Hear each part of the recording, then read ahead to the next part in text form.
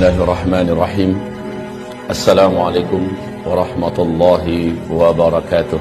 Ibarat Allah yang kami muliakan, menurut BMKG Indonesia dan juga para pakar gempa dari luar negeri mengatakan Indonesia punya peluang mengalami gempa, apalagi Jawa yang memiliki 2 sesar raksasa di Jawa ini, termasuk di Jabodetabek sampai ke Cirebon, kemudian di daerah Jawa Timur termasuk Jogja, itu ada sesar yang sangat besar, ditambah beberapa sesar lainnya. Ini kalau terjadi gempa yang dahsyat, diperkirakan sampai 9,5 skala Richter. Akan seperti apa nasib kita ke depan? Allahu a'lam. Kita hanya berdoa dan berharap semoga tidak, semoga tidak. Saya juga berharap demikian dan kita aminkan bersama-sama. Mari, amin ya rabbana amin. Kulali, seorang pakar gempa Australia, baru saja menyampaikan bahwa dari Selat Sunda sana, dari Pandeglang, ada potensi gempa di dataran dangkal. Dan ini yang paling dikhawatirkan, Pak.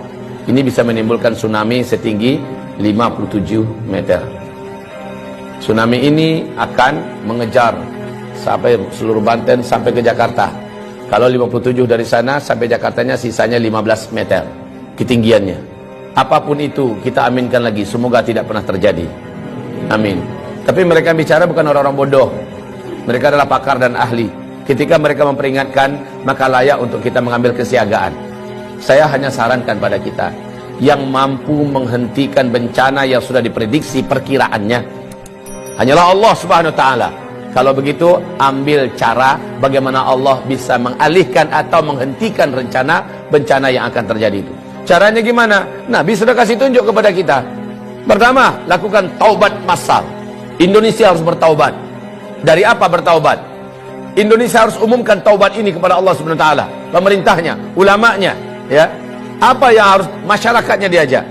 Yang diajak taubat itu adalah negara Indonesia ini dengan rakyatnya. 1, hentikan menzalimi para alim ulama. Gus Nur hari Kamis tanggal 27 Oktober, dia menerima hari Kamis itu surat panggilan, statusnya sebagai tersangka. Gus Nur menyampaikan dalam bentuk video, dia sampaikan, silakan laporkanlah, sekarang saya sudah tersangka, paling-paling saya hanya ditangkap, dipenjarakan, atau mungkin bisa jadi saya dibunuh, terserah kalian mau buat apa, saya tidak ada takut.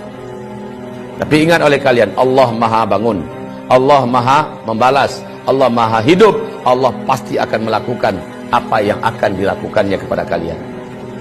Catat oleh kalian katanya. Mulai jam ini, dari detik ini juga, kalian catat semua. Kalian akan menyaksikan hal-hal yang tidak pernah kalian inginkan selama ini. Ditindaklanjuti oleh Polda Palu. Yang gempa besar besoknya, maghribnya. Jadi hanya selang 24 jam terjadi gempa besar di Palu sana.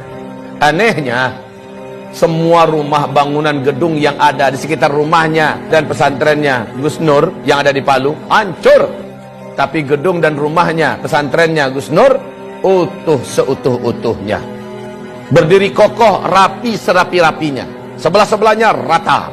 Masya Allah, Allah kasih lihat. Bahkan kantor Polda yang ada pun tenggelam oleh tsunami. Tidak sedikit jumlah para aparat yang sampai hari ini belum ketemu. Ya Rabb, jangan sakiti ulama. Saya sudah sampaikan kepada pemerintah negeri Republik Indonesia tercinta ini. Anda berutang ke sana kemari dengan harga dan angka yang sudah sangat gila-gilaan. Dan ini membahayakan untuk NKRI ke depan. Sekarang mau Anda tambah utang berapa?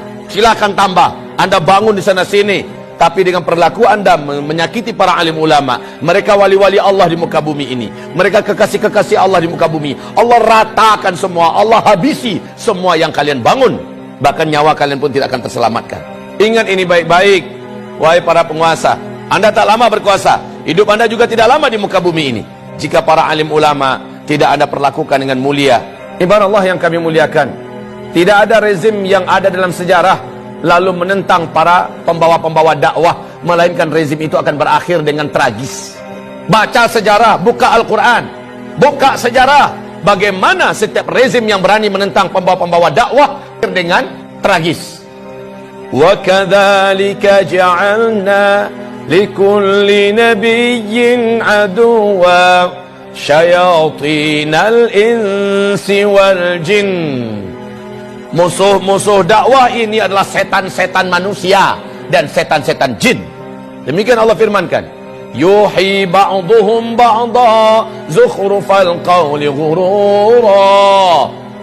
Konspirasi mereka sesama mereka saling rapat dan akrab dalam rangka memadamkan dakwah, tapi pada ujungnya qul ja'al haqq wa zahaqal batil.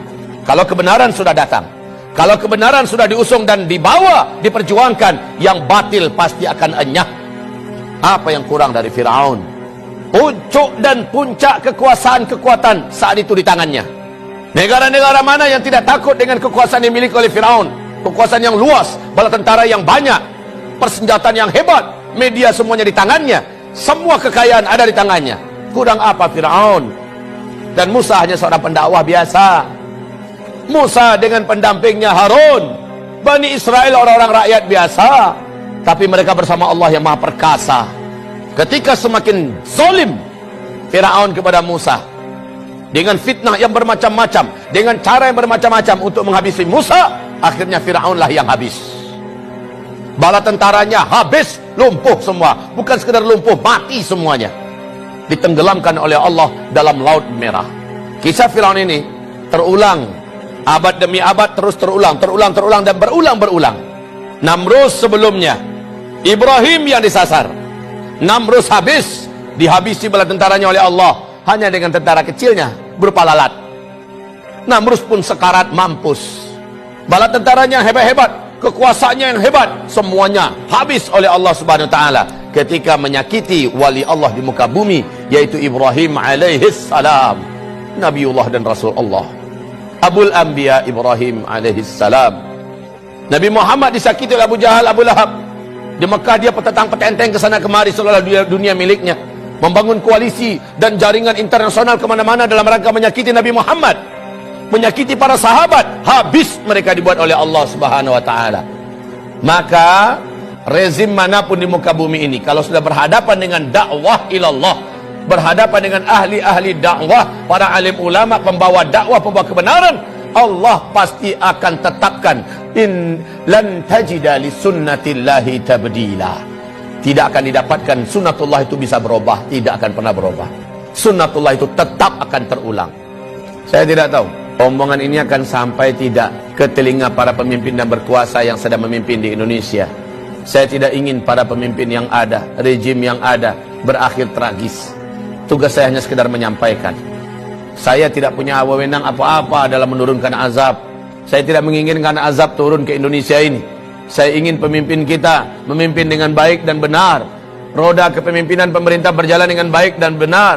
Masyarakat hidup dengan makmur, sejahtera, tertanggulangi masalah-masalah berat kehidupan mereka. Agama juga terjaga dan terawat. Maka baldatun thayyibatun wa rabbun ghafur terwujud. Ini yang saya mau.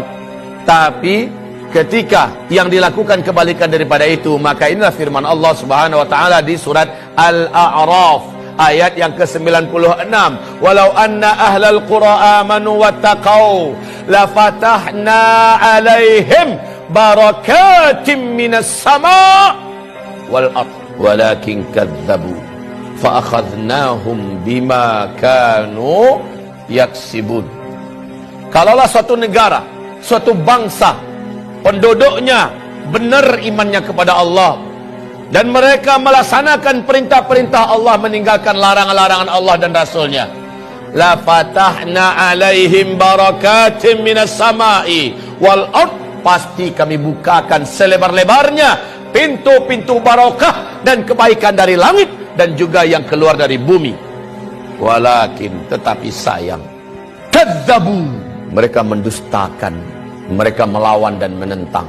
Fa'akhadnahum bima kanu yaksibun, kami siksa mereka. Fa'akhadnahum bima kanu yaksibun. Kapan siksaan itu? Afa amina ahlul qura ayatiyahum ba'suna bayata wa hum naimun.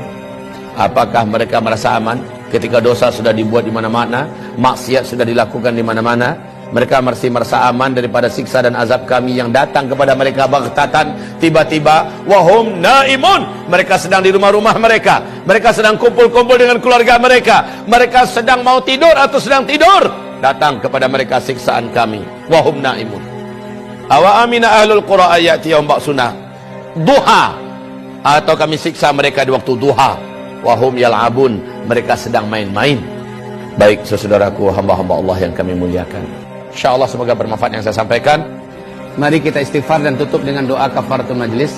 Astaghfirullah, astaghfirullah, astaghfirullah. Subhanakallahumma wa bihamdika asyhadu an la ilaha illa anta astaghfiruka wa atubu ilaik. Wassalamualaikum warahmatullahi wabarakatuh.